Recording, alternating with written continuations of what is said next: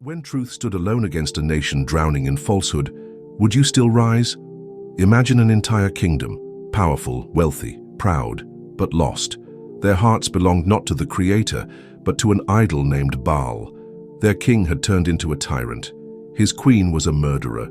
Their prophets were hunted, their religion was forgotten. And then, one man rose, not with armies, not with wealth, but with the truth of La ilaha illa Allah.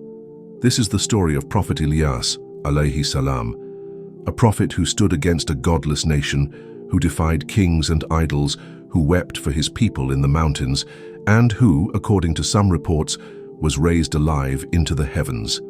Before we begin, if you believe the world needs more truth, more courage, and more tawheed, then do your part. Like, share, and subscribe, so that this story reaches every soul that needs to hear it. Let's begin. Prophet Ilyas, alayhi salam, lived in a time after Prophet Musa, alayhi salam, and Prophet Harun, alayhi salam. The people he was sent to were from Bani Israel, who had already seen the miracles of Allah, and yet again had turned their backs. The Quran does not mention his birth, nor the name of his father, nor his early life, and perhaps that's the first lesson. Because what matters is not where you begin, but what you stand for when it matters. Ilyas, alayhi salam, was chosen by Allah to rise against a people who had fallen into the worship of an idol called Baal, a false god that they believed brought rain, crops, and fortune. The people of Bani Israel had become intoxicated by their wealth and power. Their king, Ahab, also known as Akab, ruled with arrogance. His wife, Jezebel, a woman of ruthless ambition, led a campaign to destroy any remnant of Allah's religion. The priests of Baal numbered in the hundreds.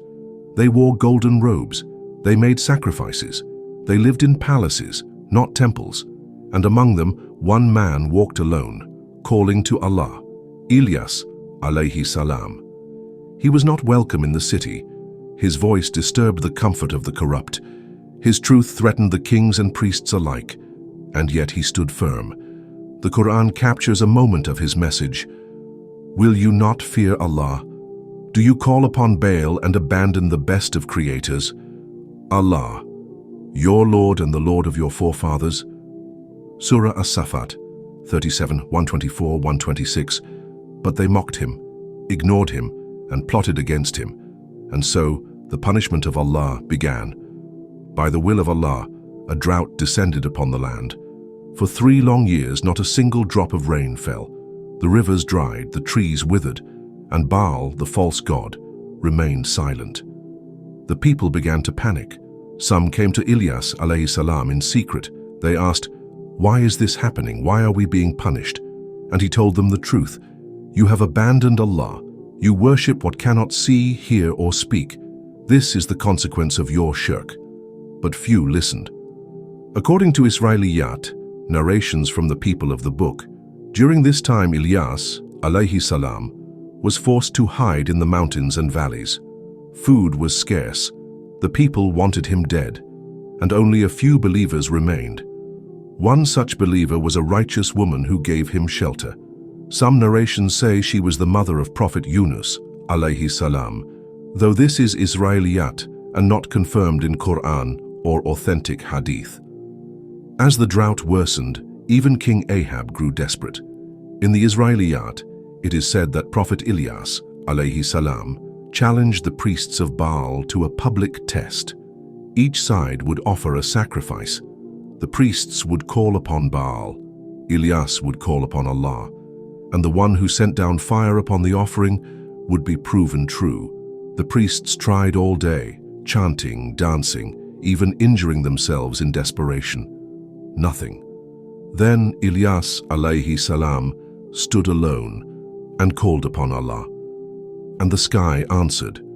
Fire descended, consuming his offering completely. Silence. Then voices weeping. Some believed, but most still turned away. At this point, the queen, Jezebel, ordered his death. And once again, Ilyas, alayhi salam, was forced to flee.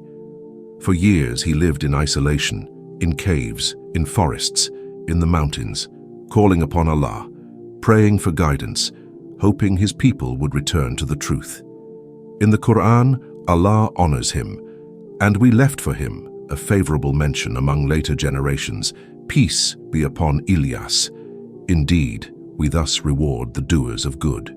Surely he was one of our believing servants. Surah As-Safat 37, 129, 132. That is what remains of him in the Quran. No detail about his death, no mention of his burial. And perhaps there is wisdom in that silence. Some scholars believe that Ilyas alayhi salam was raised into the heavens just like Isa alayhi salam. These are Israeliyat reports and must be taken cautiously as they are not confirmed by Quran or Sahih Hadith. A narration attributed to Ka'b al-Ahbar says that Ilyas and Khidr alayhima salam meet every year in Hajj. Another narration, with a very weak chain, claims that Prophet Ilyas alayhi salam met Prophet Muhammad sallallahu alayhi wasallam and shared a meal with him in the desert. Scholars like Imam al-Dhahabi and Ibn Hajar rejected its authenticity, yet the core of his story remains unchanged. A man who stood against an empire for the sake of Tawheed. A man who was not broken by threats, by fear or by loneliness. A man who lived, and perhaps even died, as a stranger in his own land. The story of Ilyas alayhi salam ends not with applause, nor with a kingdom. It ends with a message. Even if the world rejects you, Allah sees you. Even if you stand alone, you are never truly alone. To every young Muslim listening, feeling isolated in a world of corruption, feeling mocked for your beliefs, remember this: your strength is not in numbers. Your victory is not in this dunya. Your success lies in standing firm upon the truth, no matter the cost. If you made it to the end of this video, you are one of the few who still care to listen, to learn, to grow. Now it's your turn. Like this video. Share it with someone who needs it. Subscribe for more stories that bring our hearts back to Allah. And tell us in the comments, which moment of Prophet Ilyas's alayhi salam story inspired you the most? Until next time, stay steadfast, stay grateful, and stay guided. Wa assalamu alaikum wa rahmatullahi wa barakatuh.